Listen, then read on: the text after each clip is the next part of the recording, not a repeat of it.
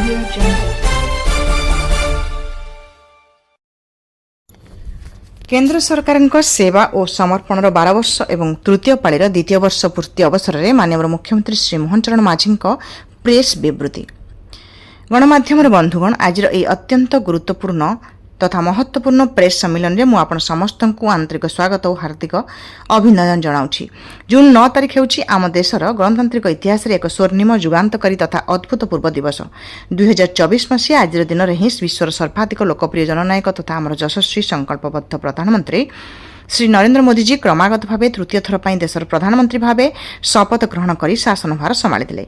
आज केन्द्र सरकार निरंतर स्वच्छ सेवा, सुदृढ़ सुशासन और व्यापक गरीब कल्याण अभियात्रार 12 वर्ष और तृतीय पाळीर 2टी असाधारण सफल वर्ष पूर्ण होइछि। सबुठारु गौरवमय कथा हेउछि आसंता काली मोदीजी गणतांत्रिक भाव निर्वाचित शासन मुख्य भाव सर्वाधिक समय 4399 दिन सेवा परिवार एक अभूतपूर्व नूतन जातीय कीर्तिमान स्थापन करने जाउछन्ति। एही महान अवसर मु ओडिशार 4.5 कोटी जनसाधारण तरफ माननीय प्रधानमंत्री को गभीर कृतज्ञता और आंतरिक शुभेच्छा जनाऊँगी और तांकर दीर्घ निरामय जीवन कामना करुछि।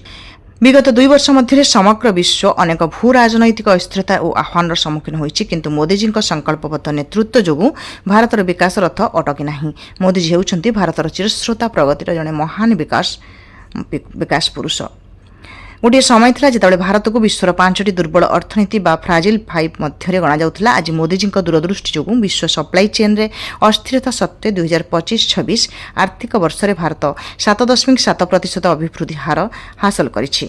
भारत आज उभय ऊर्जा और प्रजुक्ति विद्या क्षेत्र में आत्मनिर्भरशील होइछि। जो लक्ष्य 2030 सुद्धा हासिल होबार ताहा को आम 5 वर्ष पूर्व अर्थात 2025 सुद्धा हासिल करछु। देशर समुदाय विद्युत उत्पादन क्षमतार 50% रु अधिक एवं सौर एवं वायुशक्ति भली अक्षय शक्ति आसुछि।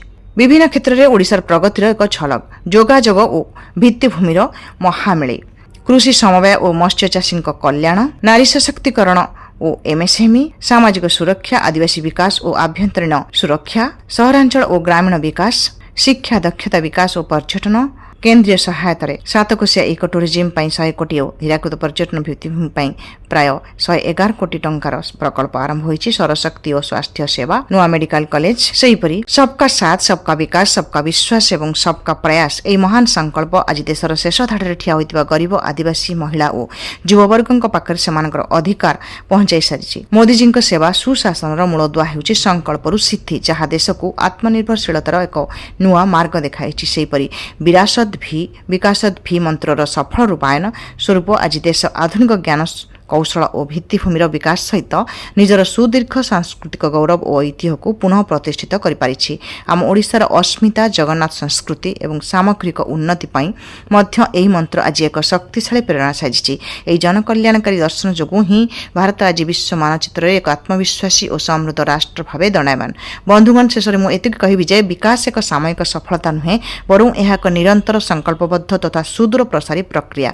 केन्द्र सरकार उच्चकोटीर दूरदृष्टि संपन्न मार्गदर्शन, राज्य सरकार निष्ठापर कर्मठ कार्यशैली एवं जनसाधारण अकुंठ सक्रिय सहयोग, यह 3टी महान सकारात्मक शक्तिर समन्वय ही ओडिशार प्रगति रथ आज द्रुत अप्रतिहित गति आगे चली। माननीय प्रधानमंत्री श्री नरेंद्र मोदी जी 2047 सुद्धा विकसित भारतर स्वप्न को सिद्धि परिणत करने आम सरकार 2036 सुद्धा एक समृद्ध स्वावलंबी और विकसित ओडिशा गठन पर दृढ़ भाव प्रतिश्रुतिबद्ध। आपण समस्त को मोर अनेक धन्यवाद। समृद्ध ओडिशारू रजत महापात्र रिपोर्ट।